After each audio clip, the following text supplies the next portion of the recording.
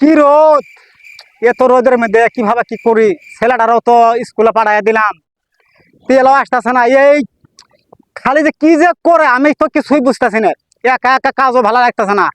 দেখি কাজ গিলে একটু করি, কাজ না করলে আবার আবার হবে না তো।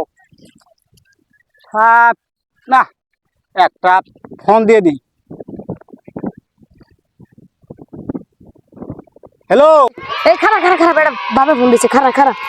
হ্যালো, হ্যাঁ বাবা, আমি তো স্কুলে আছি। এই সময় স্কুলে আছে মানে? না, আমার বিশ্বাস হতেছে না। দিহি তো একটু, আমি একটু যাই দিহি।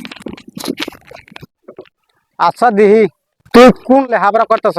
সেটা আতুল না? ও আতুল! এই কাম সারছে রে।